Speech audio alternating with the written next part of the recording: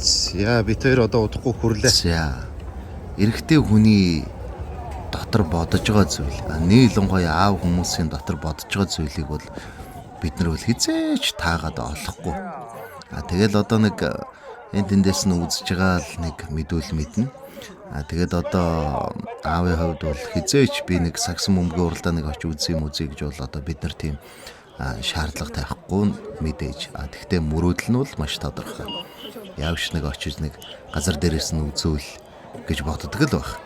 Тэгэд одоо миний хоёр аав бол хоёлаа их сакс сонирхдог. Тэгээд миний өөрийн аав бол залуудаа ирнэ бүр сайн сакс тоглодог. Нийлэн гоё одоо 3 шидэлт бол одоо тасархаа. Тэгээ сайн гүйдэг. Тийм тамирчин.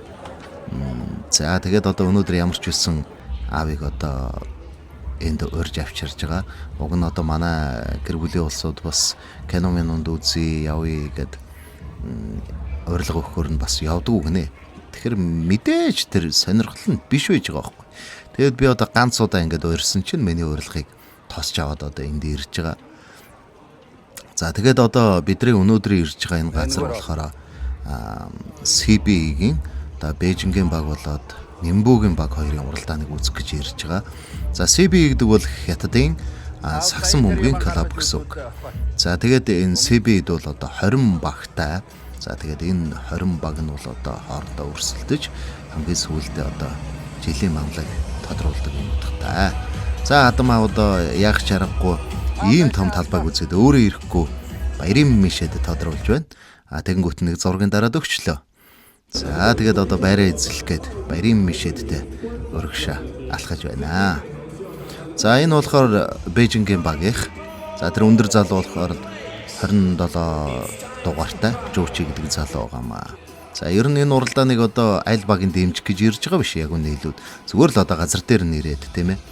Хадам авч гисэн одоо байнгын гаргадаг гар утсаа өнөөдөр нь гаргад нэг зураг дарлаа. Тэгэд би одоо өөрөөр нь бас нэг ажил хийлгэж байгаа. За тэгээд энийг одоо яг юунд хэрэглэх гэж байгаа гэдгийг тун утахгүй та нар бас харах болно. За ажлаа бараг дуусгачлаа. За энэ болохоор одоо Жожангийн Нимбүү гэж хот байдаг. За тэдний багийнхан орж ирж байна. За энэ болохоор өнөөдрийн эзэн талбай багийн тамирчин Бээжингийн баг. За саяын үлээгээд байсан юм одоо ингэж хэрэгжилж байгаа нэ.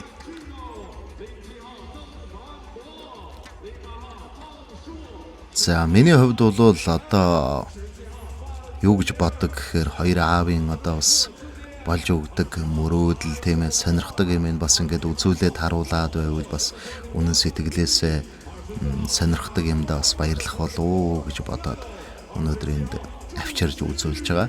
Тэгээ тун утахгүй одоо аав маань өөрийн аав бас Бээжинд хүрээд өрүүл дагуулж энд авчирж үзүүлнэ гэж бодож байна.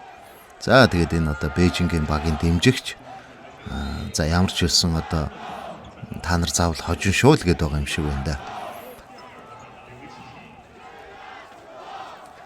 За энэ Бээжингийн багийнхан бие халаалтыг зарим нь догч байна.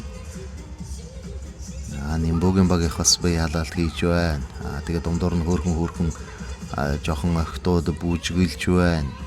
За тэгээд хамгийн гол нь энэ уралдааныг одоо газар дээрээс нь үзэхэд бол телевизээр бас үзэж чаддгүй бас олон хөөрхөн зүйлүүдийг олж харж чадна. За тэгээд өнөөдрийн уралдааныг иймэрхүү шиг боллоо. Бээжингийн баг 30 хэдэн оноотой хоцсон. Тэгээ ямар ч хэлсэн энэ маш их дурсгалтай нэг мөч байсан болов гэж бодод хоёлаа нэг зургаад аруулсан. Тун утахгүй өөрийнхөө аавыг бас дагуулж ирж энэ уралдааныг үзүүлнэ.